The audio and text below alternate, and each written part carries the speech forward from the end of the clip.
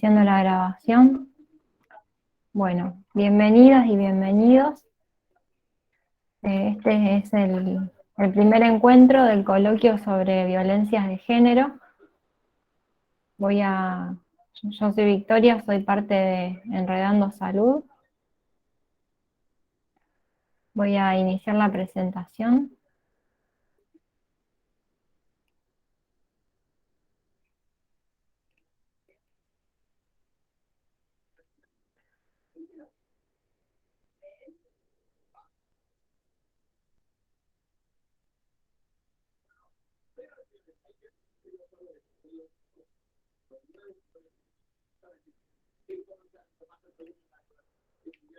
Bueno, si la pueden ver bien, me avisan.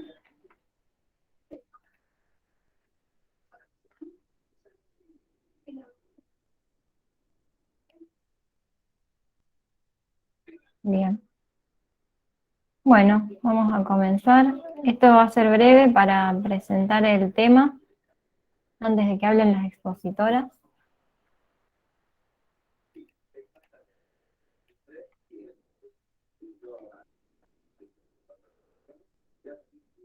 Bueno, les cuento en primer lugar que este proyecto es organizado por Enredando Salud junto con la Red Nacional de Jóvenes y Adolescentes para la Salud Sexual y Reproductiva, llamada Red NAC.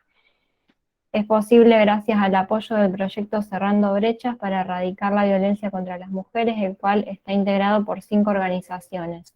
Entre ellas, la Fundación para el Estudio e Investigación de la Mujer, FEIM, el equipo ELA, la Fundación CAREF, la Fundación MEI y la Fundación Siglo XXI con el apoyo financiero de la Unión Europea. A su vez, Enredando Salud es una iniciativa de la Red NAC y de Fundación FEIM que tiene base aquí en Rosario y desarrollamos proyectos y trabajamos con mujeres, personas jóvenes y adolescentes. Y bueno, también participamos en diferentes ciclos de capacitación, como bueno, muchos de los presentes saben y también han participado en ocasiones anteriores. Vamos a pasar a comentar en el primer encuentro. Vamos a hablar de violencia obstétrica. ¿A qué nos referimos cuando hablamos de violencia obstétrica? La violencia obstétrica afecta a la persona gestante y a su bebé durante el embarazo, parto e incluso el posparto. Se manifiesta mediante prácticas, conductas, acciones y omisiones que el personal de salud ejerce de manera directa o indirecta, tanto en el ámbito público como privado, sobre el cuerpo y procesos reproductivos de mujeres y otras personas gestantes. Constituye una de las tantas formas de violencia de género y de discriminación que sufren a diario mujeres y personas gestantes, siendo una de las más naturalizadas al punto de que muchas veces no se la reconoce como tal. Bueno, hablar de violencia obstétrica no implica solamente reconocer diversas situaciones de violencia, sino también saber cómo reclamar los derechos que son vulnerados y que están protegidos tanto por la Ley de Protección Integral como también por la Ley de Parto Respetado, que es la ley número 25.929, la que garantiza un espacio familiar donde madres, padres y bebés son los protagonistas y donde el nacimiento se desarrolla de la manera más natural posible. Para comentar rápidamente lo que establece esta ley son los derechos tanto de la mujer o persona gestante durante el embarazo, el trabajo de parto, el parto y el posparto, entre ellos ser informada sobre las distintas intervenciones médicas, ser tratada con respeto, ser considerada en su situación respecto del proceso de nacimiento como una persona sana, sin patologización de su estado de embarazo, derecho al parto natural y respetuoso de sus tiempos biológico y psicológico, derecho a ser informada sobre la evolución del parto, a no ser sometida a ninguna intervención con propósitos de investigación, También derecho a estar acompañada por personas de su confianza, a tener a su lado a su hijo o hija durante la permanencia en el establecimiento sanitario, a ser informada sobre los beneficios de la lactancia materna y recibir apoyo adecuado para amamantar, recibir también información adecuada y específica sobre los efectos adversos de sustancias como el tabaco, el alcohol, las drogas, sobre el bebé y sobre ella misma.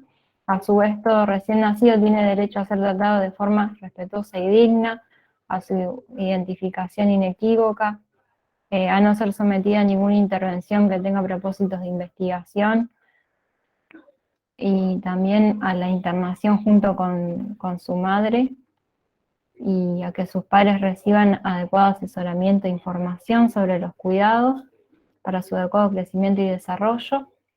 El padre y la madre tienen derecho a recibir información comprensible, suficiente y continuada, a tener acceso continuado a su hijo mientras la situación clínica lo permita, a prestar su consentimiento informado para realizar exámenes o intervenciones con fines de investigación, a que se facilite la lactancia materna y a recibir asesoramiento e información sobre cuidados especiales. Bueno, ¿dónde se pueden denunciar los hechos de violencia obstétrica? Se puede hacer un reclamo ante la Comisión Nacional Coordinadora de Acciones para la Elaboración de Sanciones de la Violencia de Género, a un correo electrónico que es el que figura acá en la pantalla. El trámite es totalmente gratuito. También se puede contactar con el INADI, con la Defensoría del Pueblo, o llamando al 0800. Bueno, más adelante vamos a pasar igual por el chat toda esta información, y voy a dejar de compartir para pasar a presentar a nuestra primera expositora. Bueno, quien nos va a estar explicando bien sobre este tema es Sandra Formía. Ella es médica tocoginecóloga feminista, es docente de ginecobstetricia de la Facultad de Medicina de la Universidad Nacional de Rosario. También fue coordinadora de salud sexual y reproductiva del gobierno de Santa Fe durante la gestión del Frente Progresista, y es integrante de la Red de Acceso al Aborto Seguro de Argentina. Así que le vamos a dar la bienvenida a la doctora Sandra Formía y le voy a pasar la palabra a ella.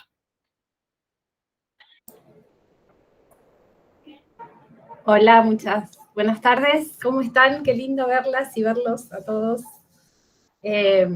Bueno, como siempre, una alegría compartir estos espacios que son de tanta riqueza, que nos enriquecen y en el diálogo y en el análisis conjunto para ver cómo podemos hacer para hacer este mundo un poco más justo y un poco más lindo para quienes lo habitamos. Yo pensaba, perdón que tengo un problema, ahí está. Tengo a Olga, que es mi perra, que estaba ahí arriba, perdón, pero estas son las cosas del Zoom. Pensaba, bueno, por suerte ya se explicó todo esto. Quiero primero agradecer, como siempre, Enredando, que siempre trabajamos en conjunto y que es un gran placer para mí. Y pensaba un poco cómo poder encarar esto más allá desde la violencia, historizando un poco cómo es la historia qué es lo que fue pasando en el parir a lo largo del tiempo, cuál es el diagnóstico de situación que yo humildemente como médica puedo hacer, tal vez desde el nivel asistencial y desde el nivel de la gestión. Aclaro que yo sigo trabajando en el Ministerio de Salud de la Provincia de Santa Fe, en la Dirección de Salud Sexual y Reproductiva, en la parte técnica. En este momento estoy haciendo una beca de investigación, no estoy trabajando en el ministerio, pero estoy haciendo una beca de investigación en Madrid Niño, que también me sirve, y en tecnologías sanitarias, que también me sirve a propósito de todo esto que estamos charlando. Yo hice un PowerPoint que espero que puedan disculpar, que es solamente como con los puntos clave para resaltar en lo que vamos a ir charlando. Voy a tratar de ser lo más breve y lo menos aburrida posible. Les voy a agradecer mucho que quien tenga que preguntar algo levante la mano o pueden interrumpirme tranquilamente que no hay problema. Para mí dinamiza estas presentaciones de Zoom que son, o de Meet que son tan complejas. Así que voy a compartir pantalla.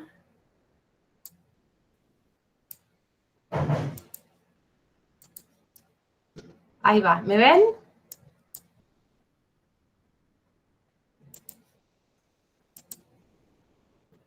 Yo como no voy a estar viendo, voy a agradecer tener el feedback de que me vayan diciendo.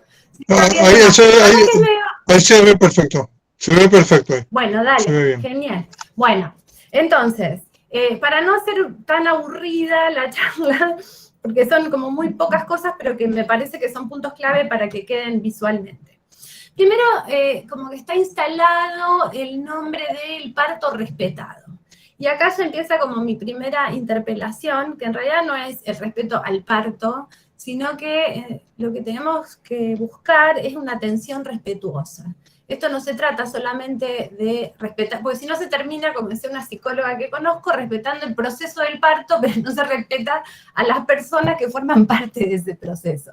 Entonces, el gran desafío es poder generar y transformar la atención en salud en una atención respetuosa en todos los niveles. Después vamos a ver qué es lo que pasa en el parto en particular.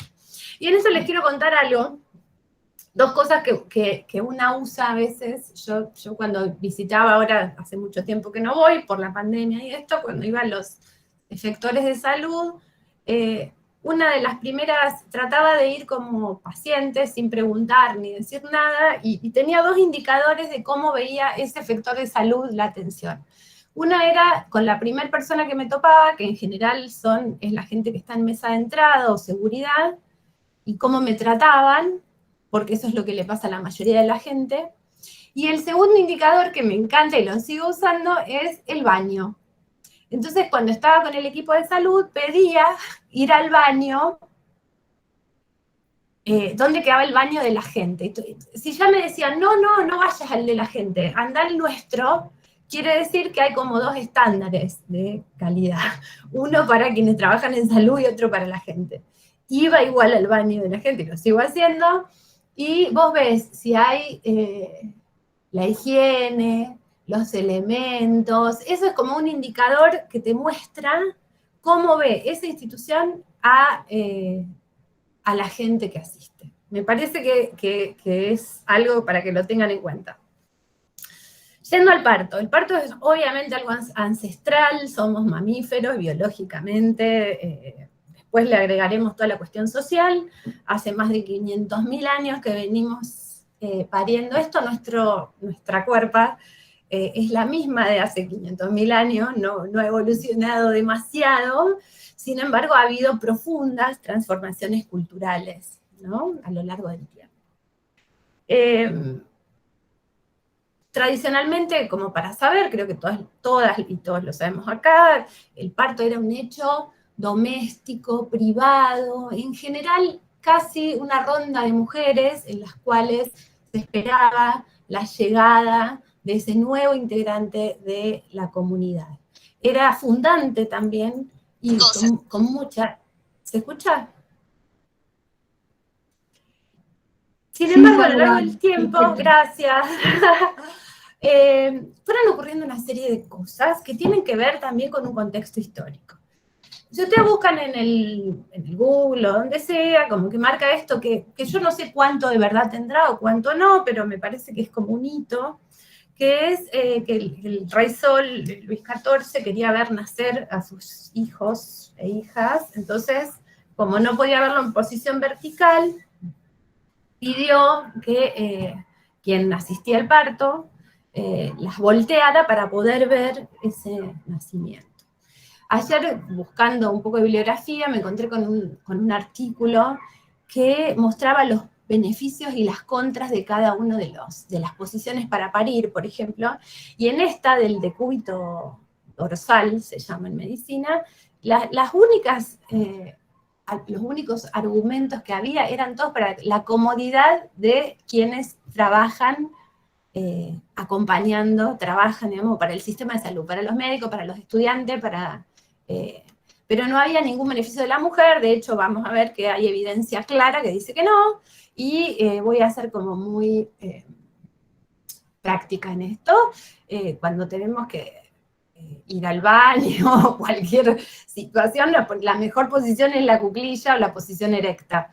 Es sumamente ilógico tener que hacerlo en posición acostada. Ahora, por suerte, no las atan, en un momento las ataban a las mujeres. Entonces, por un lado esto, ¿no? De voltearlas, de ponerlas acostadas y simbólicamente, lo que significa también tener a una mujer pariendo acostada en lugar de erguida. Después, otro evento fueron los sistemas de salud, ¿no? Este evento íntimo, domiciliario que decíamos antes, también tenía sus costos. Yo tenía un profesor muy viejito que decía que en todas las familias había alguna mujer que antes de todo el desarrollo de la obstetricia moderna se había muerto durante el parto. De hecho, si ustedes van nunca sé cuál es el cementerio El Salvador, es el más viejo, van a ver que hay un montón de tumbas de mujeres que murieron muy jóvenes antes, y que mi hipótesis es que muchas de ellas son muertes maternas. De hecho, hay una estatua en particular que simboliza esa muerte materna. Entonces, en la posguerra dijeron, bueno, no, que no se muera más ninguna, las llevamos como surgieron los sistemas de salud, surgieron los hospitales, dijeron, vamos a llevarlas a todas a parir a los hospitales, ¿sí? Con lo que significó eso. Por un lado se ganó en seguridad para las que tenían un riesgo, pero se perdió en todo esto que charlábamos antes. Y por el otro lado está lo último, digamos, la revolución tecnológica que empezó en los 60, 70, en la posguerra también, y que se exacerbó de una manera exponencial, muy positiva en muchos aspectos y muy peligrosa en otros, que es la superabundancia de tecnologías duras, ¿no? Porque cuando hablamos de tecnologías tenemos que tener en cuenta que no todas las tecnologías son duras, sino que hay tecnologías blandas como el diálogo o el acompañamiento, la consejería. ¿Cuáles fueron esas tecnologías? Por ejemplo, la cesárea, la episiotomía, el uso de oxitocina. La oxitocina es una droga que imita la droga, o sea, la hormona que producimos nosotras normalmente durante el parto. Entonces se dio sintética. Todo se puede reemplazar, ¿no? Como también en ese mensaje.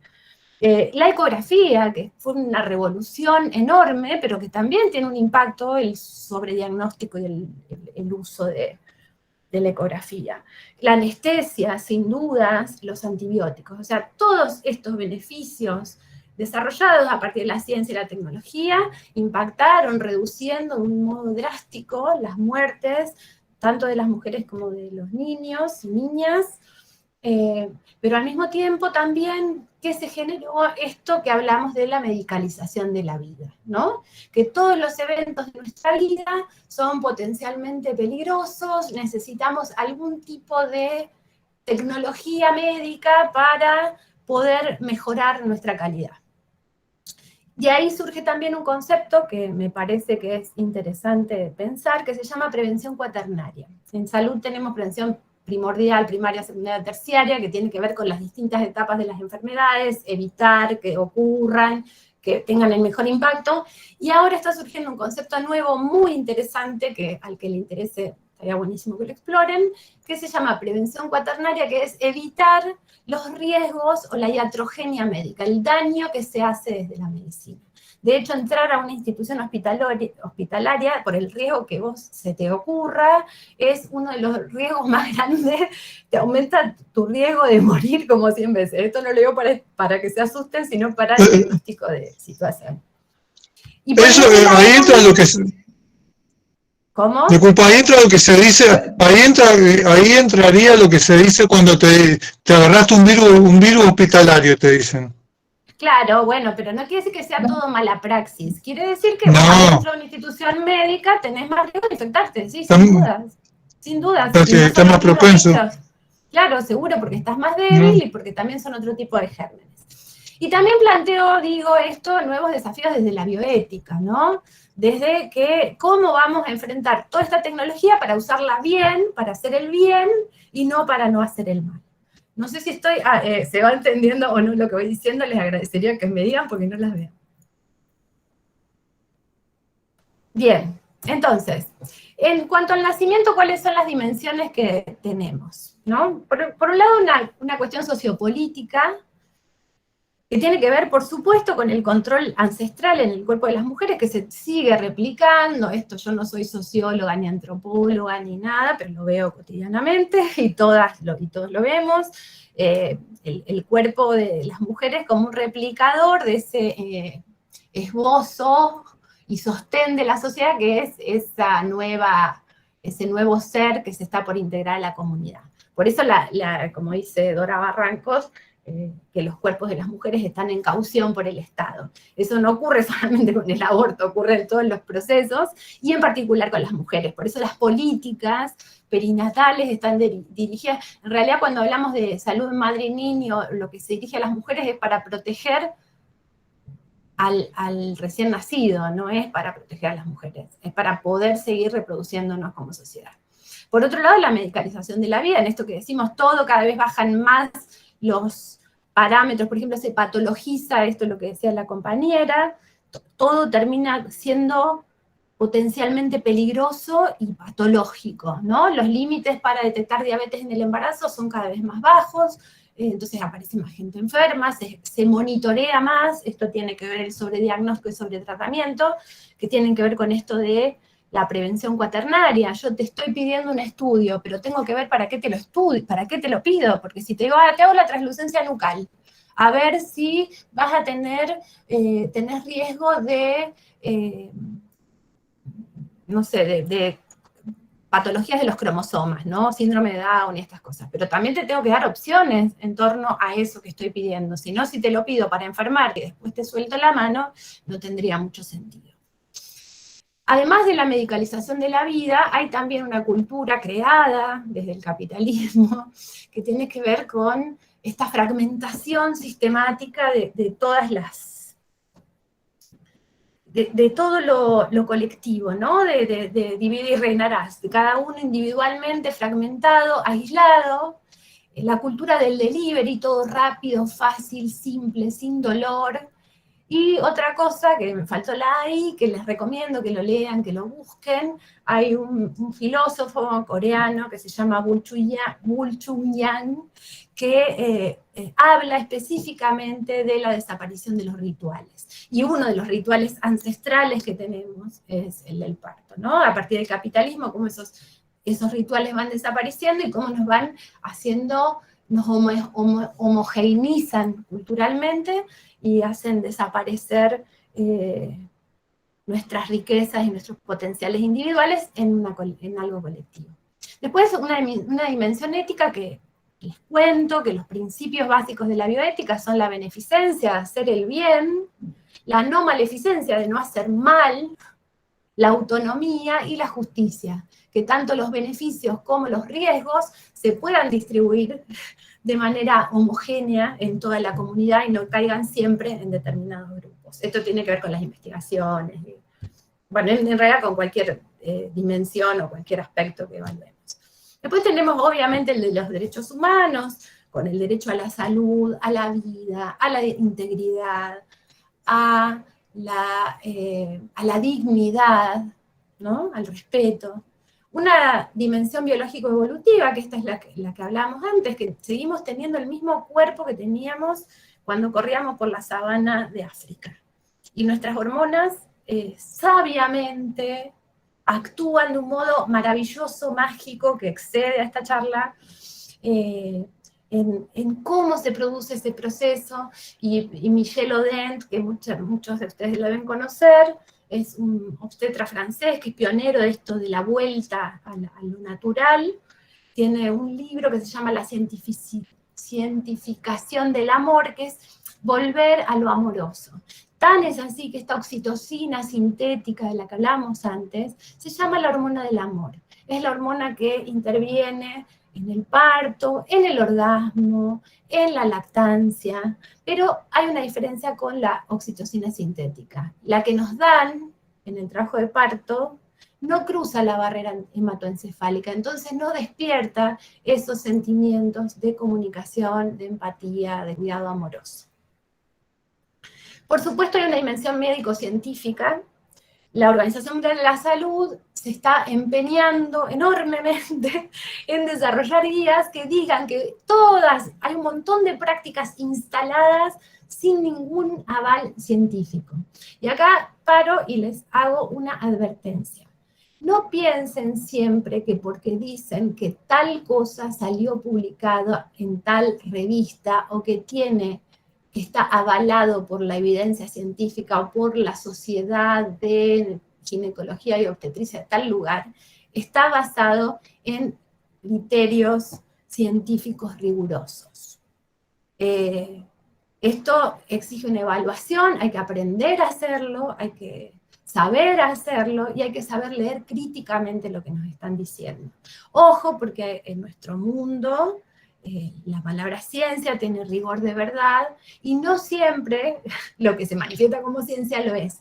De todos modos, la Organización Mundial de la Salud, y esto lo quiero dejar en claro, tiene 2 guías, una para el parto y una para la atención del embarazo, y están haciendo otra para posparto, que justamente lo que hacen es marcar que todo esto que marca la ley de parto respetado está bien, no hay que intervenir a menos que sea estrictamente necesario. Y después lo sanitario, que ahí, bueno, ahora me voy a extender un poquito más, pero me voy a lo legal y después vamos a lo sanitario. Desde el punto de vista legal, a mí me parece que nosotros en Argentina, yo estoy sumamente orgullosa, me siento muy orgullosa de vivir en un país que tiene un plexo normativo tan rico y tan creciente y tan sólido en base a los derechos humanos. La ley madre de todo esto, en parte, es la Ley de Derecho del Paciente. Y después, en realidad la ley del parto respetuoso, del nacimiento respetuoso, es una especificidad de la Ley de Derecho del Paciente porque tiene casi todos los mismos principios rectores que tiene la Ley de Derecho del Paciente. Tan es así que la Ley 27610, que es la de acceso a la IBE-ILE, también se basa en esta Ley de Derecho del Paciente y en esos mismos principios rectores. Y un factor clave ahí es el consentimiento informado. ¿Sí? Y ahí hago otro parate y digo 2 cosas en torno al consentimiento informado. Una, que el consentimiento informado no es firmar un papel. El consentimiento informado es un proceso que lleva un tiempo, que lleva a veces una elaboración, en el cual se le brinda la información a esa persona para que pueda tomar la decisión en base al principio de autonomía que considera mejor para su vida. Entonces, y además no tiene que ser escrito, porque si es escrito, la otra vez me pasaba en la facultad que había mucha gente que se creía que como que en realidad toda práctica médica tiene que tener un consentimiento informado. Aunque yo te vaya a medir la presión, te tengo que explicar que te voy a medir la presión. Mira, te voy a medir la presión para ver cómo estás y porque, no sé, está bueno o porque en el embarazo tenemos que estar seguros sin ir a lo negativo que tenés que tener la presión bien. Y si ella me dice que sí, el consentimiento ya está. Hay determinadas prácticas que sí necesitan un consentimiento escrito, pero siempre el consentimiento informado puede ser oral y en cada una de las prácticas que yo hago tengo que informarle a la persona qué le voy a hacer, qué le voy a poner y para qué se lo hago. Esto se confunde muchas veces. Y otra cosa más, en realidad también es en cierto modo un contrato, por lo tanto, para que todas y todos sepan, cuando firmen un consentimiento informado, léanlo, pregunten, vayan y vengan, y tienen que firmarlo ustedes y la persona profesional tratante. Y tienen que tener siempre una copia de ese contrato. Bien, cuando es escrito, en el oral no. ¿Vamos? Bueno, y después, en la práctica sanitaria, bueno, un problema enorme que hay para poder poner en práctica la ley de parto respetado es que la fragmentación que tenemos en el sistema de salud. Por un lado tenemos el subsector público, en donde el Estado tiene un nivel de rectoría, en general son los ministerios de salud provinciales, pero después tenemos el subsector privado en donde se nos embarra toda la cancha, porque es muy difícil. O sea, el Ministerio de Salud tiene determinada rectoría sobre determinadas cuestiones, pero en el resto depende de la Superintendencia de Seguros de Salud y de las obras sociales. Entonces, esa fragmentación atenta de una manera, y además las inequidades que se generan, es muy, muy difícil de poder implementar y de generar cambios en el sistema privado.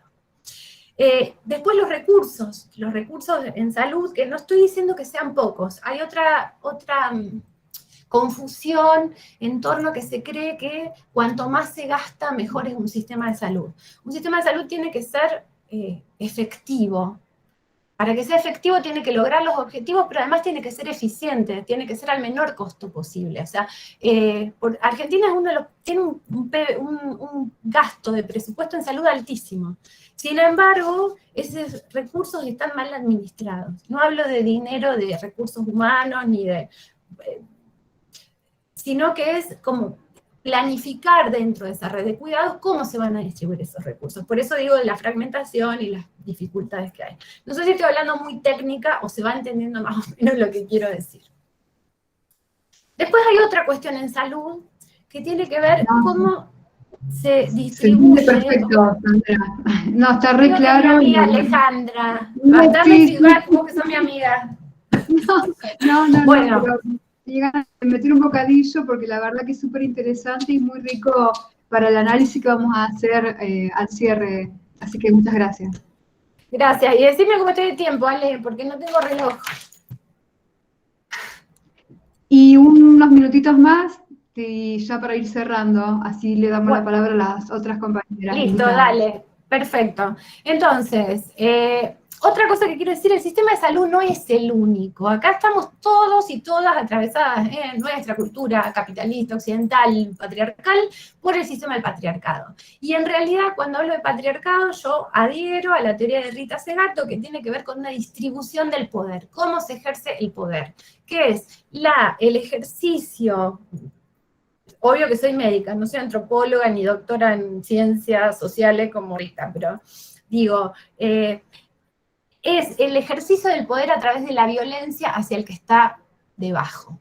No importa a veces si es varón o es mujer, es un modo es un eje, una matriz, un modo de operar en el ejercicio del poder.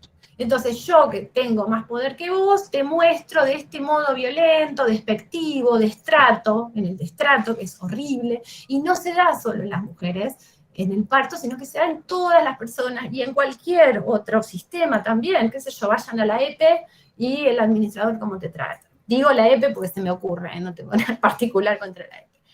¿Cuál es el problema que tenemos en salud sexual y reproductiva? Que tenemos sumas de vulnerabilidades. Porque además de ese poder del otro, que yo sé una cosa y vos no la sabés, encima sos mujer, o sos de la población de diversidad sexual, o sos migrante, o sos una persona que no tiene un nivel de escolaridad que te permita defenderte. Entonces coexisten esas vulnerabilidades y estallan de un modo absolutamente diferente.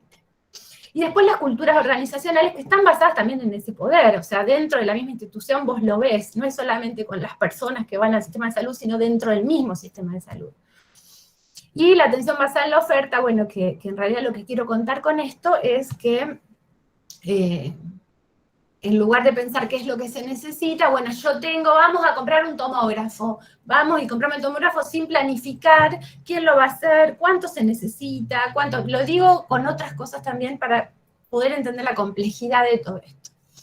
La pandemia, en realidad no voy a extender mucho, creo que la mayoría lo saben, en realidad dio como el motivo perfecto para exacerbar todo esto. O sea, antes para una mujer poder entrar acompañada al parto, y ni hablar a la cesárea, en donde todavía no se ha logrado en muchos lugares, mientras entran estudiantes de medicina o aspirantes a la carrera de medicina pueden presenciar el parto o la cesárea de una persona que desconocen,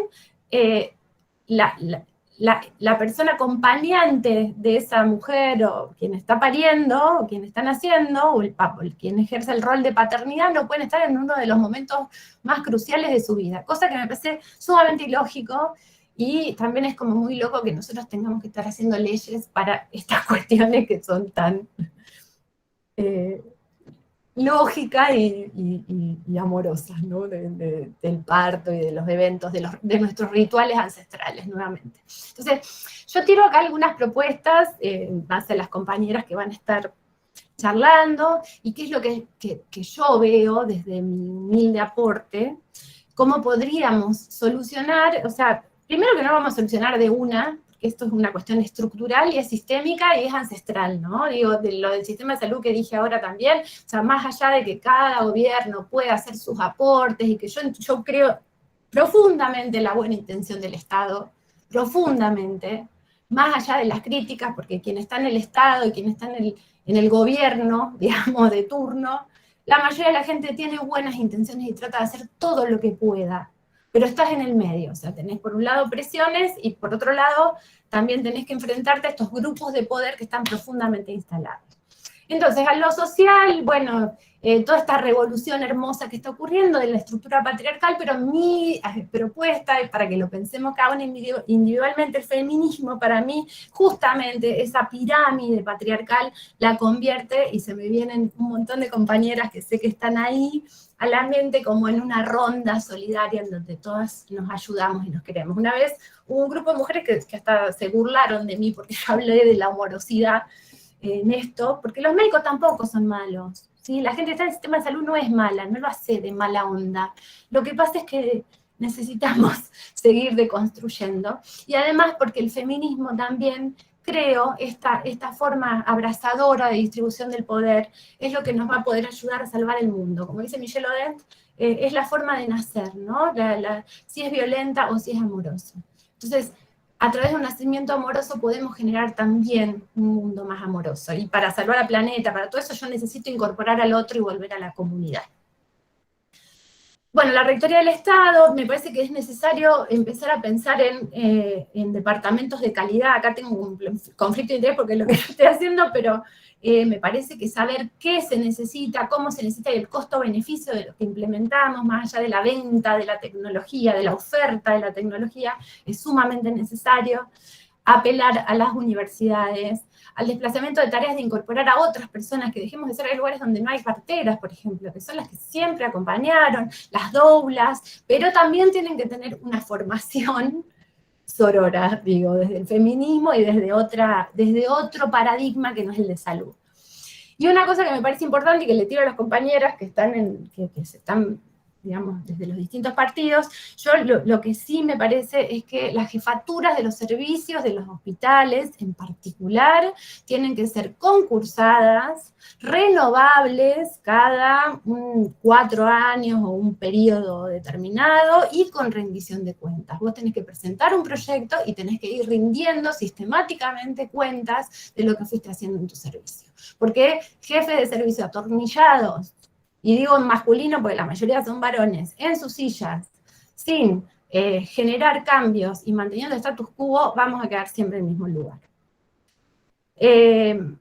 Y por supuesto también otro desafío, que es lo único que veo viable para el subsector privado, es a través de los colegios profesionales y de las asociaciones científicas, que a veces emiten guías y formas de trabajo y qué sé yo, y muchas de esas guías están bien elaboradas, pero muchas veces hay conflicto de intereses porque participan los laboratorios o no están basadas en evidencia de calidad. Entonces, combinando esto de las asociaciones científicas con esto que hablamos de los departamentos de calidad, me parece que se puede lograr también algunas mejoras en torno a eso. Y fundamentalmente también creo que en la planificación estratégica no son cambios que vamos a lograr de un momento a otro, quizá haya un partido ahora, quizá haya otro más adelante, pero que no perdamos de vista que estamos todas juntas, y hablo en femenino, pensando en nuestras mujeres y nuestra gente. Bueno, gracias. Bueno, Sandra, muchísimas gracias. Muchísimas gracias por todo lo que compartiste.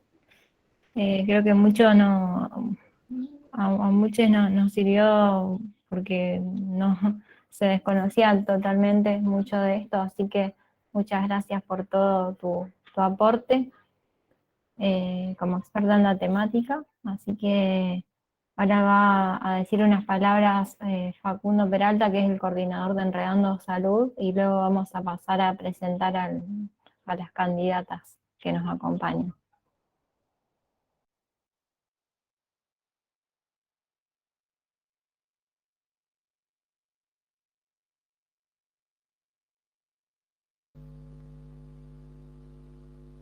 Vicky. Sí, Vicky, ¿me Facu. escuchás?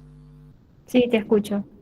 No, yo quería decir una cosita antes de retirarme, porque tengo que salir.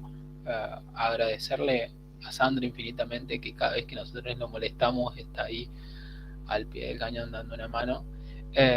Y por el otro lado, brevemente decir que esta serie de encuentros, que son 5, van a tener la participación de diferentes candidatas y candidatos de las distintas listas de los diferentes frentes electorales que hay en la ciudad de Rosario, y siempre vamos a poner alguna cuestión provincial también, porque hay compañeras de otros lugares que no son de Rosario que participan, y que representa un poco el espíritu de Enredando, que es un espacio multipartidario que a veces dice cosas desde el lugar de la sociedad civil que incomodan un poco, van más para un lado que para el otro, pero la realidad es que en el grupo habemos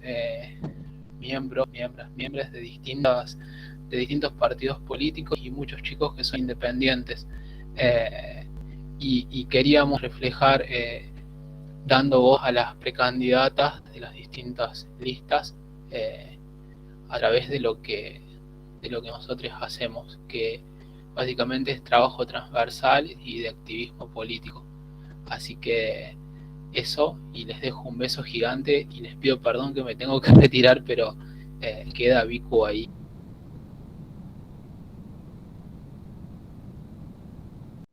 Los chicos a cargo.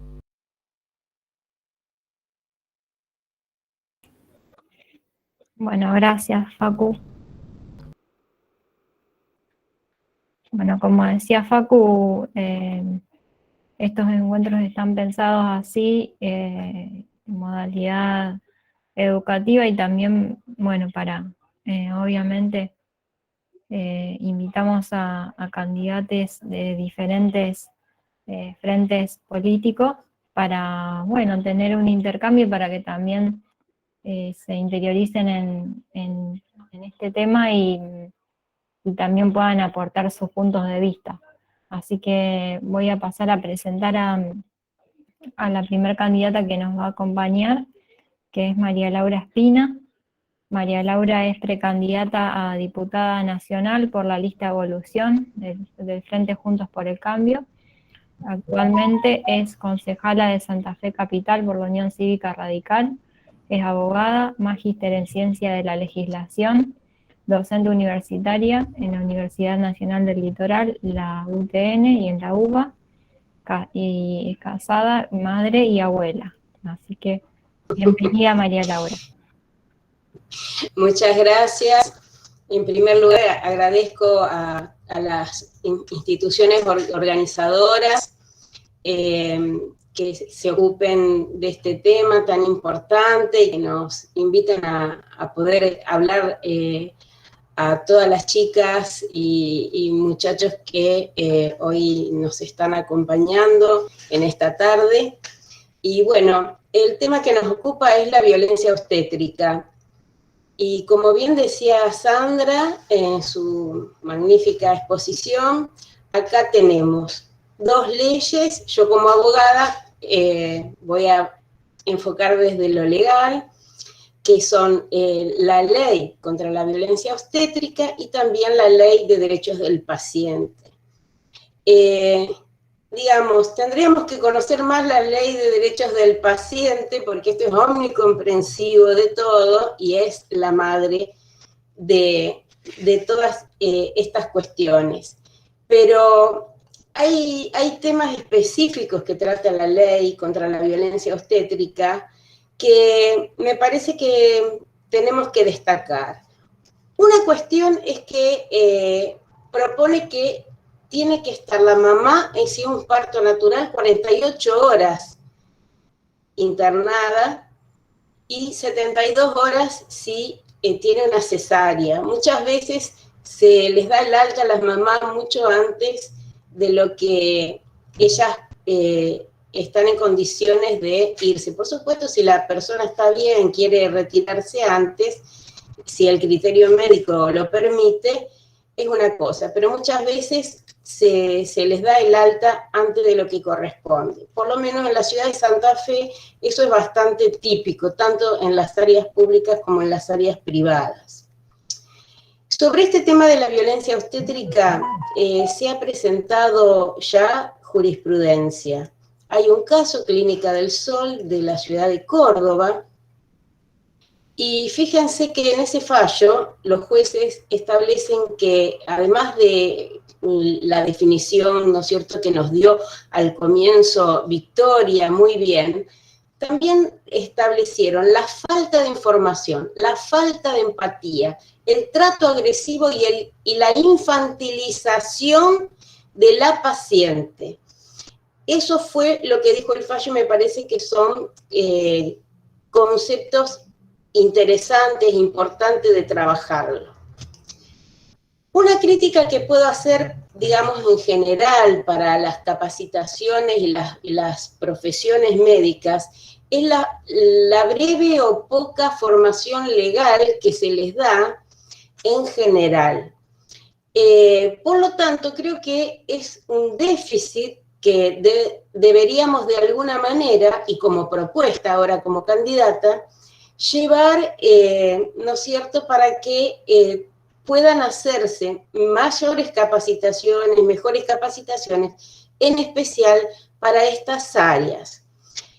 Nosotros vivimos lamentablemente en una sociedad violenta. Esa violencia viene muchas veces aprendida de la familia, viene muchas veces aprendida por nuestra formación profesional y cómo hiciera violenta aquella persona de la cual aprendimos. Muchas veces se tienen esos malos aprendizajes que hay que también deconstruirlos.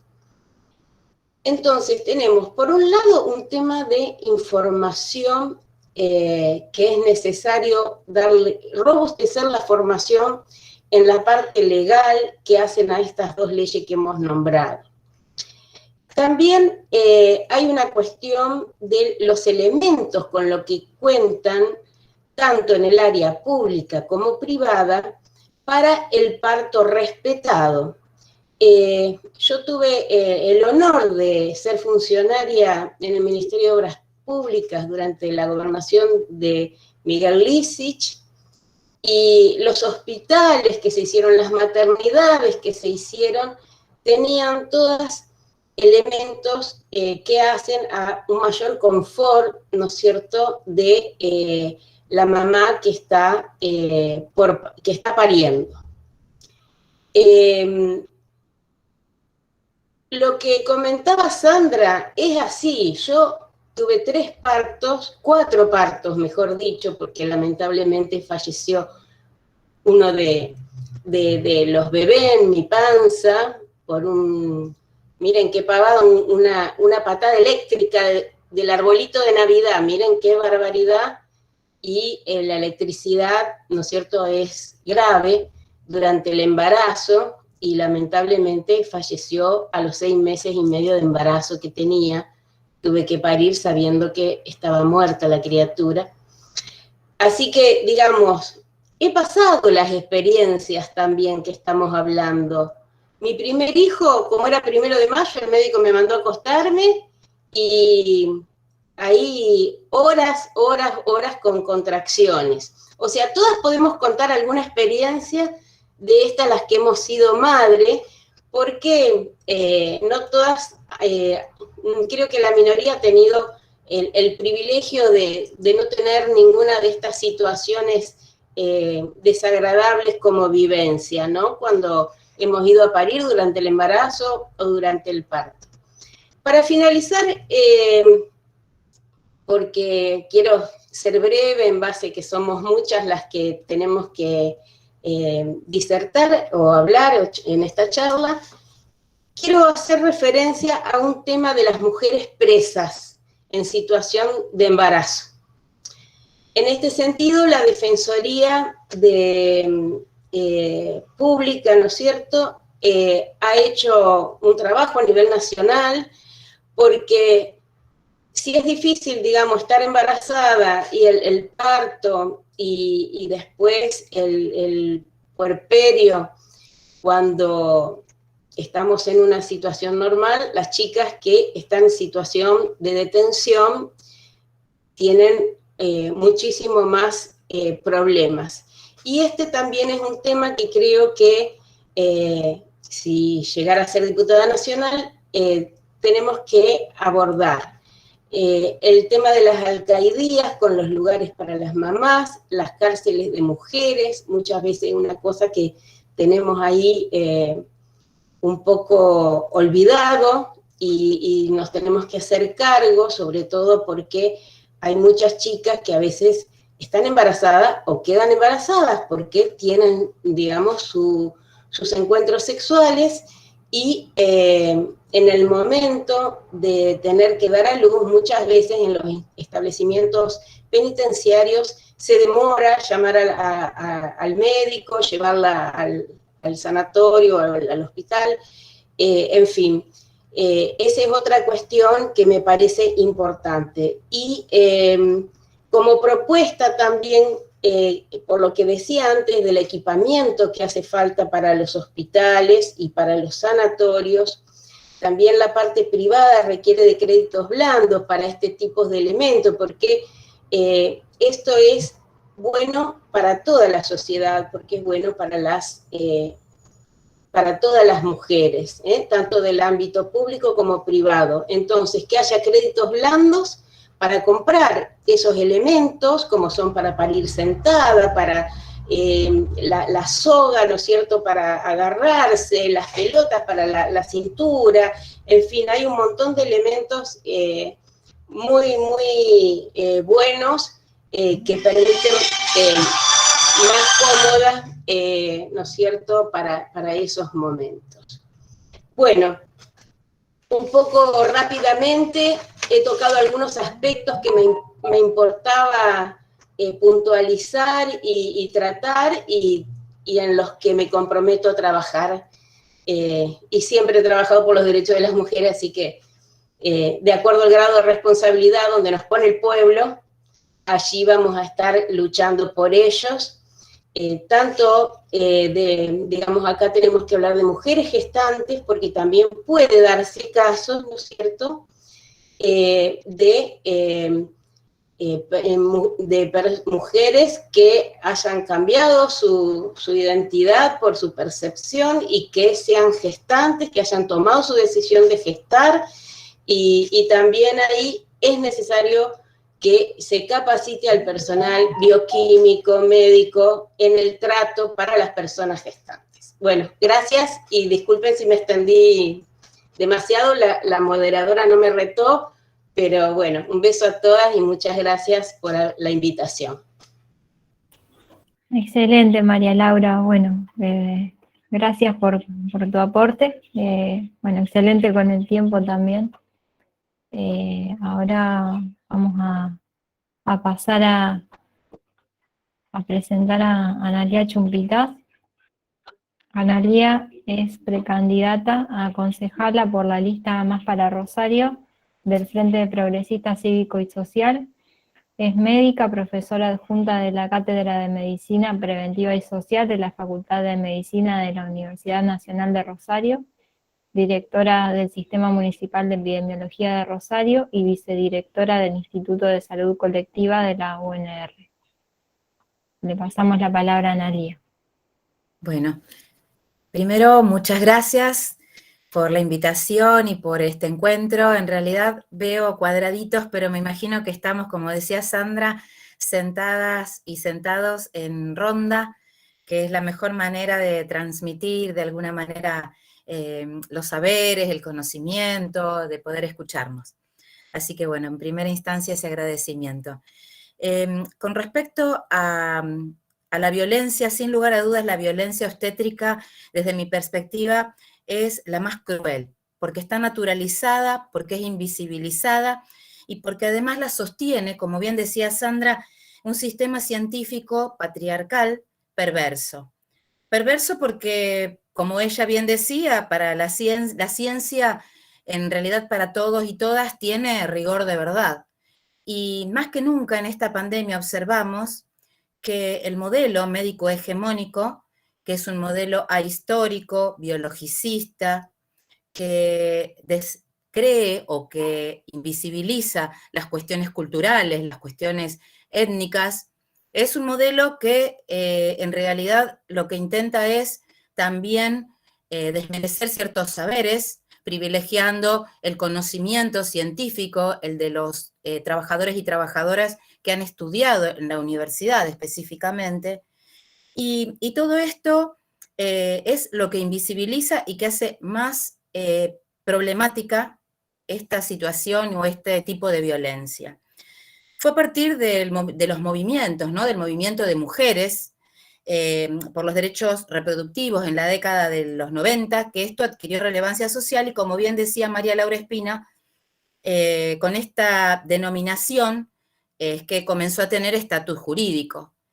Por lo tanto, coincido con Sandra que tenemos una legislación maravillosa. Argentina tiene una de las legislaciones más importantes en cuanto a derechos en general y en cuanto a derechos de la mujer también. Yo quiero contarles, debido a que, como bien decía, pertenezco al Partido Socialista y estamos dentro de lo que es el Frente Progresista Cívico y Social, algunas de las cuestiones y de los logros que de alguna manera hemos tenido en la ciudad de Rosario, siempre con la articulación de movimiento de mujeres y entre el Consejo, el Ejecutivo y la sociedad en general. En el año 96 el Consejo Deliberante sancionó la ordenanza 6.244 que dio lugar a la creación del programa de procreación responsable en la Secretaría de Salud Pública, que es el lugar en el que me desempeño desde hace más de 25 años. Y digo esto porque en realidad tiene que ver con un cambio epistemológico a lo largo de este tiempo. Fíjense que el nombre de este programa es, o era, Programa de Procreación Responsable. En el 2016, este programa cambió de nombre, denominación, y no solamente tiene que ver con una denominación, sino también con un cambio de paradigma al respecto del abordaje. Y comenzó a llamarse Programa de Salud Integral de la Mujer. Y aquí quiero hacer mención a Elda Serrano, una mujer con muchísima trayectoria por la lucha de los derechos de las mujeres, de los derechos sexuales, de los derechos reproductivos, que cumple este año 80 años. En concordancia con estas decisiones políticas, también en simultáneo durante esos años se avanzó en la Secretaría de Promoción Social en lo que fue el teléfono verde, que en realidad de alguna manera lo que intentaba era prevenir violencia contra la mujer, pero que también de algún modo sirvió para escuchar a las mujeres que tenían problemas durante sus partos y hacían notificación de estas situaciones.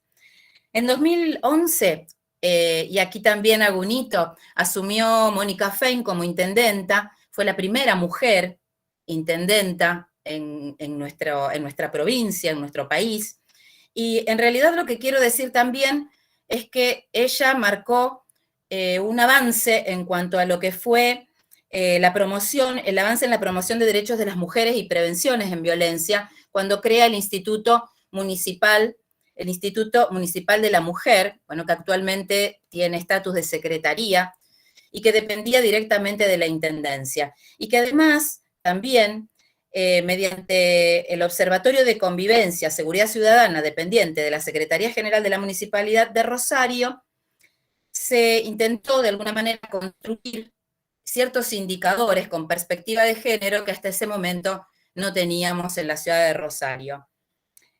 Se fue trabajando articuladamente en estas instancias con los movimientos de mujeres, y es a esos movimientos de mujeres a los que les debemos, a esa lucha, que les debemos en el año 2017 la inauguración en el Roque Sáenz Peña, que lo digo con mucho orgullo, que es una de nuestras maternidades, la sala de trabajo de parto y de recuperación, en las cuales se ofrecen diferentes alternativas, como bien decía María Laura, para que la mujer y las personas gestantes elijan de qué forma van a transcurrir ese trabajo de parto. Esto es un hito para nosotros aquí en Salud Pública. La salud para nosotros es gratuita, es para todos, para todas, y hemos luchado como partido a lo largo de todos estos años por un sistema único de salud. Y también esto, y repito algunas de las cosas que dijo María Laura con respecto a las tecnologías, porque no dejan de ser tecnología, pero que se ofrecen a las mujeres que van a esas maternidades, a esta maternidad y posteriormente a la maternidad Martín, que en los últimos años cambió su modalidad de habitaciones o de pabellones. El pabellonamiento es en el que las mujeres nos encontrábamos una al lado de las otras, sin posibilidad de estar con gente conocida, incluso mujeres, como también se describió, mujeres que habían perdido sus embarazos o que tenían situaciones de muerte y no tenían el derecho a duelar, porque alrededor había algunas mujeres que estaban teniendo hijos y tenían felicidad. Entonces, esa situación de pabellonamiento se modificó con habitaciones individuales, con baños individuales. Todo esto, obviamente que en este marco, para nosotros fue fundante a lo largo de estos años. En cuanto a lo que bien decía Sandra en un comienzo, más que hablar de parto respetado, tiene que ver con un modelo de atención, con el modelo de atención y cuidado de mujeres y de personas gestantes, en realidad de todos los ciudadanos y ciudadanas. Nuestro sistema de salud es modelo en cuanto a lo que es atención primaria, se basa en lo que es prevención, promoción y la participación comunitaria, y en ese marco, por supuesto, la participación y la escucha a las mujeres. A pesar de todos estos logros y todos estos avances, hay datos preocupantes. No puedo dejar de decirlo porque, bueno, soy la directora del Sistema Municipal de Epidemiología y obviamente hay muchos datos que nos alarman y nos preocupan. Hemos avanzado mucho, pero hay mucho por hacer. Queremos hacer más. Entonces, estos datos, y lo menciono porque lo iba recordando a medida que Sandra iba nombrando, tenemos nosotros un porcentaje de cesáreas elevado con respecto a lo que plantea la Organización Mundial de la Salud, que es un 10 a un 15%. Nosotros en el sector público en este momento tenemos un 20, un 30%, y en el sector privado un 60%. Y me atrevo a decir que es mucho más probablemente, porque el sector privado no tiene estadísticas ni análisis de situación de sus efectores. Esto es una deuda del sector privado y una deuda también del Estado como rector en esa circunstancia. El rector en este caso es el Estado provincial al respecto de lo que ocurre en el sector privado. El 51% de las mujeres que ingresan se utiliza con ellas oxitocina sintética, esta hormona que planteaba Sandra, que es una hormona que se indica en algunas mujeres. En la mitad de las mujeres que ingresan a nuestras maternidades se utilizan hormonas, se utilizan medicamentos. El 43% tiene uso de peridural, el 17% de episiotomía. Y hay un dato que me llamó mucho la atención, y es que al ingreso a las maternidades el 80% de las mujeres se les coloca una vía endovenosa, o sea, un suero, al 80% de las mujeres sin la necesidad de hacerlo, porque en realidad no todas van a necesitar medicación, no todas van a necesitar hacer algún tipo de medicación endovenosa. Por lo tanto, ese dato me llamó mucho la atención cuando lo estaba repasando. La ausencia de datos en el sector privado no es casual, y es por esto que decía Sandra que tiene que ver, obviamente, con una transformación de lo que es un acto natural, un acto colectivo. Y aquí voy a decir que soy una mujer que se define como feminista indígena porque soy descendiente de quechuas, y para las comunidades indígenas, y lo remarco porque hoy es 9 de agosto, el Día Internacional de los Pueblos Indígenas, es una celebración que no nos es propia a los pueblos y a las comunidades originarias, es una celebración de las Naciones Unidas, pero de todas maneras sirve para visibilizar la situación de las comunidades originarias a lo largo y a lo ancho de toda Via Yala, de toda América. Y para las comunidades originarias es esto que decía bien Sandra, es un acto ritual, un acto espiritual, un acto natural, un acto comunitario. Y se ha perdido a lo largo de todos estos años, con esto del modelo médico hegemónico y de este poder hegemónico que ejercemos sobre las cuerpas de las mujeres y de las personas gestantes, se ha perdido la posibilidad de reencontrarnos con aquella situación de comodidad ancestral en la que nos ponía el estar con nuestras ancestras en ese momento tan importante que era el momento de parir. Y yo creo, sin lugar a dudas, que es fundamental el movimiento de mujeres en este marco, porque el movimiento de mujeres, tanto en el movimiento general, de todos los movimientos digo, pero particularmente en el que pertenezco, que es el movimiento indígena de mujeres de la Via Yala, ponen en tensión todas estas cuestiones culturales. Y es esto lo importante, porque para el Sumak Kawsay, que es el buen vivir de los pueblos indígenas, el Sumak Kamaña para otras comunidades, saber escuchar es uno de los principios básicos para poder transformar y para poder modificar la realidad. Esta realidad que tenemos no es una buena realidad, no está bien. Esto que decimos, bueno, la pandemia profundizó mucho más todos los problemas que veníamos trayendo, es cierto, se biologizó absolutamente todo. Hoy la mayor parte de los procesos pasan por la biología, por la ciencia, por lo cientificista, y no por la escucha a otros saberes. Y creo que es fundante si logramos modificar eso, si logramos escucharnos, si logramos escuchar a los movimientos de mujeres en general. Por eso digo que, y aquí me parece que lo que podemos aportar es, lo que podemos aportar en realidad tiene que ver con seguir trabajando y tejiendo redes.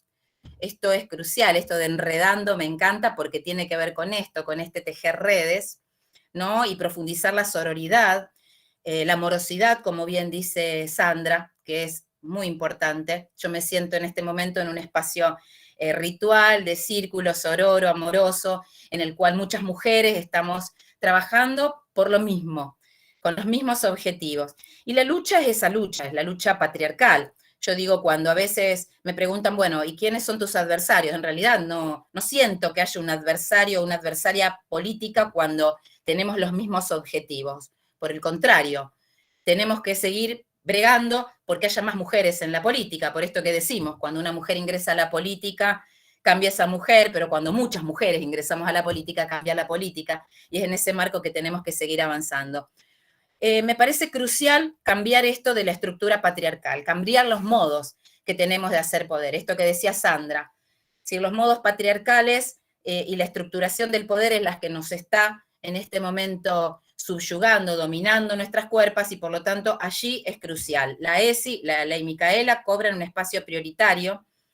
También la formación en las facultades, romper con el modelo médico hegemónico, esto no es sencillo, se ha intentado con multiplicidad de cambios curriculares y sin embargo esto persiste, porque persiste en la lógica de la estructura de los cuadros en las cátedras, una lógica muy patriarcal. Por lo tanto, tenemos que seguir bregando por esas modificaciones. Vuelvo a decir, como decía Sandra, que es crucial el Estado como rector en salud, un sistema único de salud y el Estado como rector, una contraloría social, o sea, la sociedad como contralor y como garantía de que se cumplimentan estos derechos, y fundamentalmente la comunicación. Yo creo que en este marco, si hay algo en lo que estamos fallando, tanto en la pandemia como en absolutamente todos los espacios de salud, tiene que ver con la falta de comunicación, porque se supone que la comunicación es vertical y no se asume que hay muchas maneras de comunicar, muchas maneras de decir las cosas, muchas maneras de escucharlas y de interpretarlas. Entonces creo que ahí es donde más tenemos que hacer hincapié en difundir este derecho, difundirlo a todas las mujeres y personas gestantes, porque un derecho que no se conoce no es un derecho que no se conoce, no es un derecho ejercido. Por lo tanto, si yo no conozco cuáles son esos derechos, no puedo ejercerlos. Por eso allí tenemos que hacer mucho hincapié. Bueno, creo que estas son las ideas que quería transmitirles a todos, así que agradezco nuevamente a los organizadores por esta oportunidad que nos han brindado. Muchas gracias, Analía, excelente también tu aporte.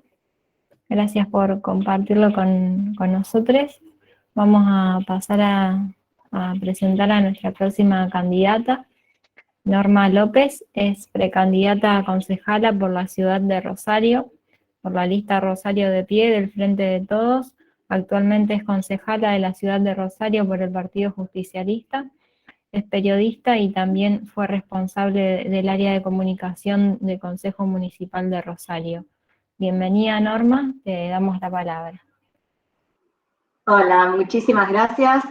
Bueno, es un gusto escuchar a compañeras y sentirnos en un ámbito que para nosotras siempre es altamente valorado, ¿no? Porque también me defino como militante de los derechos humanos, de los derechos de género, y desde la acción política atendemos a estas cuestiones. Nada de lo que cada una de las compañeras y estuvo aquí dialogando seguramente pudo haber sido posible si no fuera por la movilización, la unidad de acción y la interpelación a los distintos poderes de parte del movimiento de mujeres, ¿no? Y en ese sentido quiero valorar muchísimo lo que han significado el movimiento de mujeres, la campaña por el aborto, las organizaciones sociales de mujeres que estimulan y acompañan a todo lo que significan las personas gestantes con la posibilidad de elección del tipo de parto humanizado que quieren acceder. Y bueno, si bien Analía Chumbitá, que es de la gestión municipal, lo valoró muchísimo lo que es la experiencia de Roque Sáenz Peña, yo también lo quiero valorar porque hace muchísimos años que se viene desde allí, digamos, como haciendo un puntapié, junto con distintas acciones que estaban distribuidas en el territorio con las organizaciones no gubernamentales y con algunos lazos en la gestión. Pero ahí tenemos un gran anhelo, ¿no? En ese sentido quiero enmarcar que la violencia obstétrica también la tenemos que analizar desde el punto de vista del concepto general de la salud, como de un equilibrio biopsicosocial y espiritual. Es imposible si no pensar, y creo que ese concepto es el que hoy por hoy tiene que ser abordado justamente con más ahínco con todas las gestiones, las municipales, la provincial y la nacional, por lo que ha significado el efecto de la pandemia, tras 3 puntos que quiero señalar de lo que ha sido a partir, digamos, del 2019, una recuperación de algunos espacios, ¿no? Primero que en el país nosotros habíamos dejado de tener un Ministerio de Salud para pasar a tener una Secretaría, y básicamente esos conceptos nosotros habíamos perdido la mirada de lo que era el acceso a la salud desde las políticas públicas para pasar a ser solamente la defensa de derechos económicos y no sociales. Esperen que tengo acá un problemita llamado gata.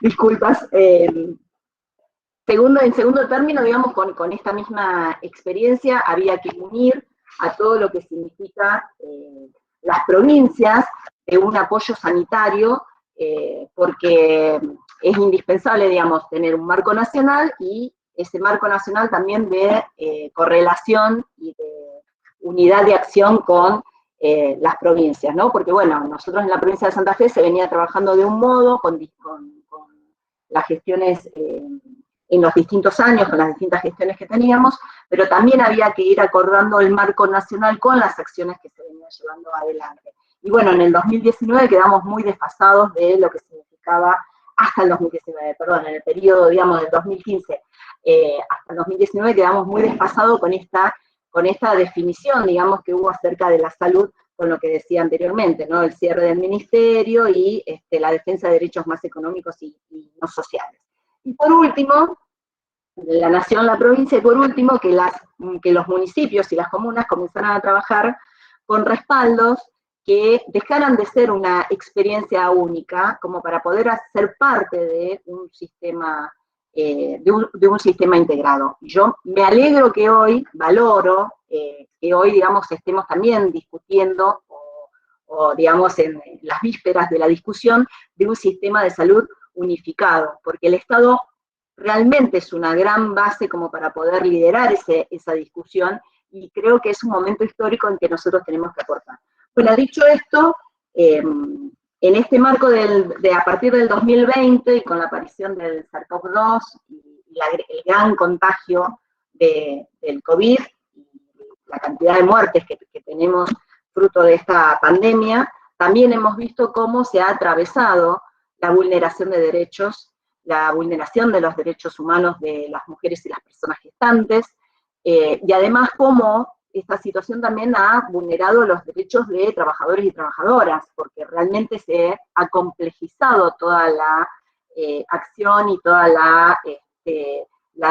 lo que significa, digamos, las estrategias del cuidado y la decisión de las personas gestantes al modo de, no solamente como lo dice la Ley Nacional de Parto Humanizado, sino también la 25.929, sino también con las resoluciones de la Organización Nacional de la Salud y de la ONU, en el sentido de que toda persona gestante puede y debe y tiene el derecho como para poder elegir en qué condiciones realizar todo el embarazo y quién además puede acompañarla en el embarazo, durante el parto, el posparto, o sea que todas estas acciones en lo que ha significado el COVID ha tensionado mucho más las personas gestantes puedan haber cumplido con sus derechos. ¿Por qué? Porque, bueno, estuvimos en una salud de guerra, estamos aún con una acción muy directa contra el COVID, que esperemos que lo que signifique el proceso del Plan Nacional de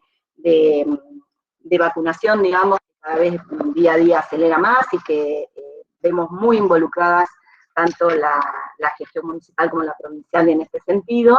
Esto también va a fortalecer lo que significa el acceso a derechos de las personas gestantes. Esta vulnerabilidad de los derechos en el parto humanizado, la verdad que nosotros estuvimos acompañando el reclamo de varias organizaciones que se encontraron que no podían determinar las personas gestantes con quién incorporar al parto, quién podía acompañarlas, porque bueno, en las consultas médicas solamente se podían permitir 2 personas, el médico y la persona gestante, una más. No se podía dar en las condiciones que sí estaban garantizadas por nuestras leyes nacionales y por los tratados, las leyes nacionales, las provinciales, también en coincidencia con las ordenanzas municipales, pero sobre todo también en el marco de los tratados internacionales y de las posiciones de las distintas organizaciones de defensa de los derechos de las personas gestantes. Por eso es que yo creo que que nosotros tenemos que trabajar aún en más unidad de acción política entre todas las organizaciones de defensa de los derechos humanos y todas las organizaciones que defienden los derechos de las mujeres y de las personas gestantes, porque es indudable que las gestiones priorizaron con la pandemia algunas prestaciones y algunas acciones y dejaron, no digo de lado porque no quiero ser tan dura, pero sí digamos que creo que se tenía que formalizar de otro modo el acceso a derechos para parir. En ese sentido, hay un retroceso y en esta unidad de acciones que tenemos nosotras mismas, nosotras y nosotres, que modificar el accionar, estar más presente en las gestiones, interpelarnos a aquellos que tenemos funciones públicas y que podemos también incidir siempre en forma conjunta con el movimiento de mujeres y de diversidad como para poder acceder a los derechos. Y yo creo que esta es una gran etapa, un gran momento como para dialogarlo, porque si no es además en el momento de las elecciones cuando lo vamos a poder hacer, ¿no? Lo hacemos cotidianamente, pero más aún ahora que estamos exponiendo nuestras ideas. Yo represento al Frente de Todos, la lista nuestra es Rosario de Pie, como bien lo había dicho la compañera que nos presentó, y en este sentido tenemos un compromiso de seguir trabajando con y para el movimiento de mujeres y con y para todas las organizaciones del movimiento de derechos humanos. Y creo que en este momento también nosotras tenemos que esforzar, digamos, algunas definiciones, o caminar, digamos, para poder consensuar algunas definiciones, porque también es cierto que si la salud pública estuvo tensionada en estas situaciones, bueno, la salud privada muchas veces ha dejado de lado el diálogo con las personas gestantes como para poder tener acuerdos de cómo llevar adelante todo lo que es el embarazo, el parto y el posparto. Y en ese sentido, vulnera también la concepción de lo que es parir, que parir, embarazarse, decidir, digamos, nuestras maternidades es un hecho político y cultural. Las trabajadoras y los trabajadores de la salud también se han visto vulnerados en sus derechos, porque, bueno, en principio hay mucho miedo y temor a contagiarse en el marco del COVID. En segunda instancia, han recibido mucho maltrato también, muchas veces de los usuarios y usuarias de salud pública, no salud pública, sino de todo el sistema de salud. En tanto también, digamos, yo me reconozco como una usuaria de salud, y además de eso también por la gestión, porque, digamos, la exigencia que tuvimos en las gestiones hacia nuestros y nuestras trabajadores fue altísima. Y esas mismas condiciones laborales que fueron vulneradas porque eran la determinación de trabajadores y trabajadoras esenciales, hizo que muchas veces se sobreexigiera el pedido de participación en el cuidado de las personas gestantes, en este caso, ¿no? Podemos hablar de la salud toda, pero estamos hablando específicamente de las personas gestantes. Por lo tanto, digamos, hemos hecho algunas acciones dentro del Consejo Municipal, algunas que se han formalizado y otras que están en estudio. En principio, el 17 de diciembre del 2020, lo leo porque no quiero olvidarme, bueno, sancionamos la ordenanza 10.131, que es, por la cual modificamos la 6.238 del año 1996, que es el teléfono verde, que es una gran herramienta, una de las herramientas del teléfono verde a nivel de todo el territorio nacional. Fue una de las primeras experiencias en el vínculo con las mujeres. Tenía sobre todo la mirada acerca de la violencia familiar, así estaba instituida dentro de la creación del teléfono verde, y la pudimos modificar. De hecho, la gestión fue incorporando lo que significa básicamente la violencia hacia las mujeres, y ahora hemos incorporado todo tipo de violencia, o sea que incluye la violencia en todas las características de la ley nacional, la violencia además obstétrica, y lo que significa también las violencias que sufren las personas que participan del colectivo de la diversidad, o sea, las personas de la diversidad. Eso es muy importante porque además la gestión misma va ampliando, digamos, sus saberes a partir de la misma práctica, la misma responsabilidad que tiene el Estado y la exigencia de las organizaciones. También pedimos hace un tiempo atrás, y logramos modificarlo, es el tiempo de atención durante las 24 horas del teléfono verde y cómo eran derivados a los distintos equipos. También, digamos, estuvimos trabajando acerca de cómo el protocolo de violencias se implementa hacia el interior de la gestión, porque muchas y muchos trabajadores estaban con esta situación, digamos, de la exigencia laboral por el COVID, digamos, las largas jornadas, con extensión, digamos, sin poder cumplir con las vacaciones, por un pedido de la gestión. Bueno, todas estas situaciones, como también para poder protegerlos y trabajar con ellos. Hay también en estudio, que no es de mi autoría, esto sí, hay también en estudio algunas organizaciones, algunos proyectos que tienen que ver con crear una ordenanza específica sobre violencia obstétrica, y que eso se está trabajando con distintas organizaciones. Y además, bueno, nosotros estamos tratando de incorporar y de discutir algunas otras propuestas ya en el marco de la lista, con la cual, digamos, también agradezco, si no lo hice antes, la participación en esta charla, ¿no? que son, digamos, propuestas que tienen que ver objetivos sociosanitarios y culturales. Por un lado, la creación de espacios de consenso para la elaboración de estrategias con el objeto de erradicar las prácticas violentas sobre los colectivos más vulnerables, mujeres y personas del colectivo LGTB.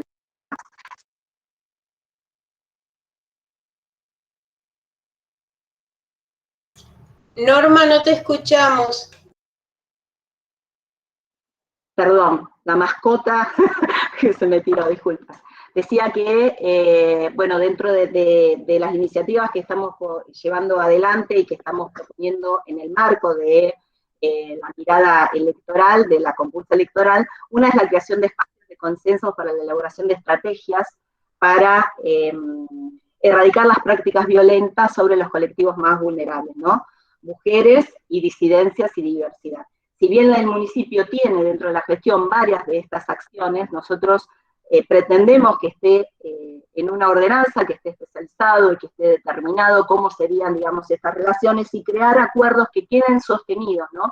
Que no por el cambio de gestiones se puedan modificar. Esos acuerdos tienen que ser con universidades, con organizaciones de la sociedad, con el Estado, privado, los medios de comunicación, para transformar los espacios de reclamos y quejas en un trabajo activo por la erradicación de violencias, ¿no?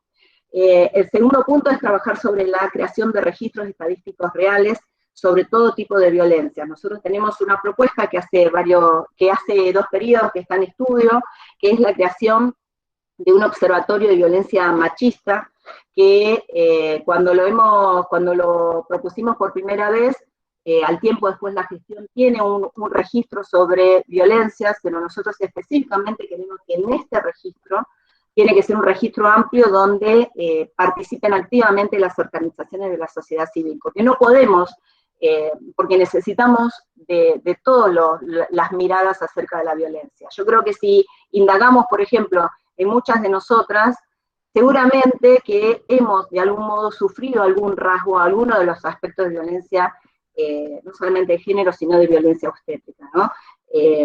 Tenemos siempre algunas anécdotas para contar y a los distintos momentos históricos, cómo tomábamos eso, ¿no? Cuando yo parí, 25 años atrás, 30 años atrás, yo no tuve la certeza de cuando, después de parir por cesárea, me retiraron a mi beba y posteriormente a mi bebé, y se lo llevaron a otra sala para controlarlo y no le pude dar la bienvenida, no lo pude tener sobre mi pecho, no pude, porque eran las condiciones de la cesárea, porque no dejaron ingresar en ese momento a mi compañero, porque no estaba habilitado, y todas esas cosas que hoy nosotros claramente lo podemos ver como violencia obstétrica, y que antes sentíamos la incomodidad, la angustia de haber parido y no haber podido abrazar a nuestros pibes, y eso como hoy, gracias a la unidad de acción del movimiento de mujeres y al crecimiento de las políticas públicas nos podemos dar cuenta de estos saberes y de generar políticas públicas.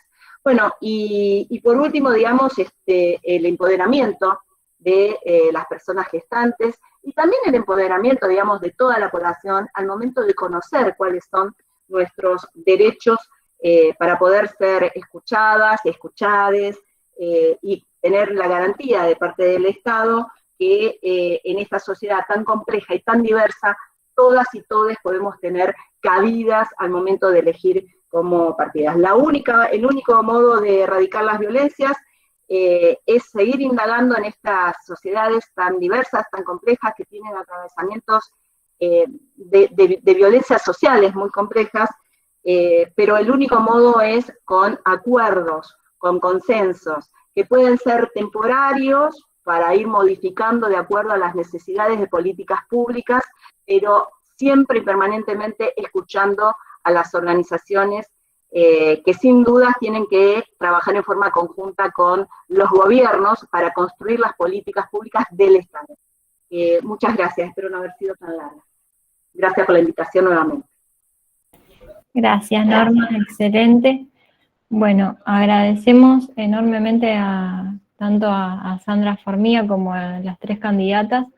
Creo que fue muy rico el aporte porque, bueno, tienen miradas que quizás tienen también profesiones diferentes y también, bueno, pertenecen a distintos frentes políticos y creo que es muy interesante el intercambio. Así que les agradecemos enormemente en nombre de Enredando por su tiempo y por su dedicación. Como ya estamos sobre la hora, vamos a pedirles a las personas que levantaron la mano si pueden ser muy breves, si quieren hacer algún comentario. Sabrina había levantado la mano, si puede ser lo más breve posible, y luego Ana Silva y luego ya cerraríamos. Hola, yo trabajo en la Casa de Protección de Violencia de Género y me interesa mucho todo lo que lo que se habló y todo eso. Estuvo muy bueno y por eso las capacitaciones estas me sirven mucho a mí. Más porque trabajo ahí, van muchas mujeres por violencia, niños también y está muy bueno. Pertenezco en el área de la mujer, estoy en la Municipalidad de la Ciudad de Santa Fe. Bueno, muchas gracias por la capacitación. Excelente, Sabrina, bueno, gracias por interesarte en estos encuentros y gracias por participar. No sé si quiere hacer algún comentario también Ana, que había levantado la mano.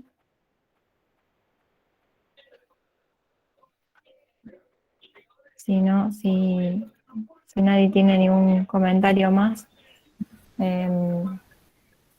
vamos a ir despidiéndonos. Perdón, Vicky, podríamos recordar que el próximo encuentro va a ser el día 18, ya que el lunes es feriado en el mismo horario. Y bueno, nos vamos a encontrar compartiendo una charla muy similar a esta con otros invitados sobre violencia económica y patrimonial.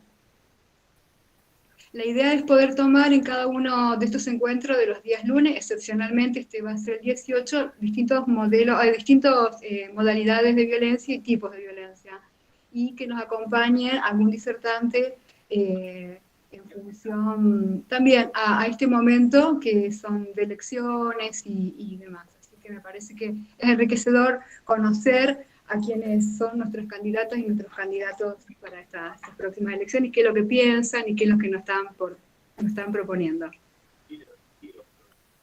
Así es, bueno, como dijo Ale, así que nos estaremos viendo el próximo miércoles, el miércoles 18 a las 18 horas. Bueno, van a recibir toda la información también por el grupo. Así que bueno, agradecerles a todos por su tiempo, por haberse interesado, por haber participado, y nos seguimos viendo. Hola. Hola. Sí. Quisiera, sí. acá soy Majo, soy Majo de Rincón, tenemos una organización social de militancia rinconera, feminista, popular y disidente. Quisiera proponer, no sé si estamos, un tema que en realidad en nuestra localidad es muy importante sobre la violencia política. Les cuento que soy la única precandidata a intendenta de la ciudad de Rincón, son 7 varones y yo, voy por el frente de todos y de todas y de todes, y bueno, para mí es un desafío y siempre es buenísimo, soy militante social y feminista y para mí siempre es muy bueno estos coloquios y renovarnos y escuchar a las compañeras de todos los partidos, de todas las orgas, porque eso nos hace juntas y juntas hacemos historia, compañeras. Así que muchas gracias por esto. Muchas gracias. Buenísimo, te esperamos el próximo encuentro, que seguramente vamos a seguir profundizando ese tipo de violencia que también sufrimos las mujeres, ¿no? Que es dentro de los partidos, los sindicatos y demás. Así que muchas gracias, Majo. Perdón, una cosita nada más. Hola, ¿qué tal? La saludo desde Santa Fe.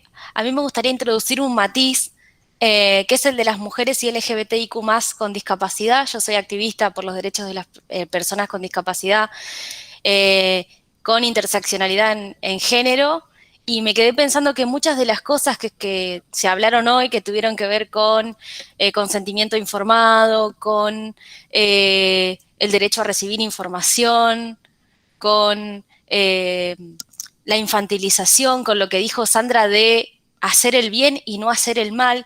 Qué complejo que es esto cuando se piensa en mujeres y personas gestantes con discapacidad, y bueno, lo quería decir porque quizás yo me lo perdí o no se dijo, digamos, no se habló en particular de mujeres y LGBTIQ+ con discapacidad y me parece como súper necesario visibilizar. Ustedes me podrán decir quizá que es para un taller aparte, pero no quería dejar de decir que, bueno, es súper importante, son otras particularidades y que en tanto electores, las personas con discapacidad también necesitamos espacios como este, donde podamos intercambiar con todos y no solo entre nosotros, este tipo de, bueno, sobre nuestros derechos y este tipo de cuestiones, ¿no?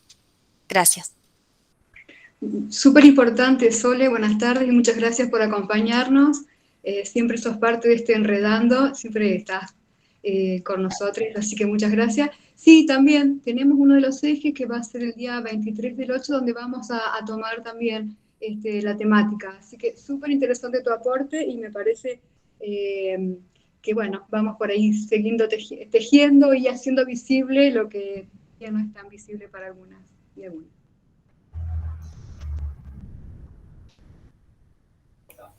Bueno, excelente el aporte de todos, así que bueno, ya vamos a ir cerrando el encuentro. Agradecemos enormemente y vamos a seguir intercambiando entonces el miércoles próximo. Un abrazo grande. Muchas gracias a todos. Chau, chau, buenas noches. Muy bien. Chao, chao.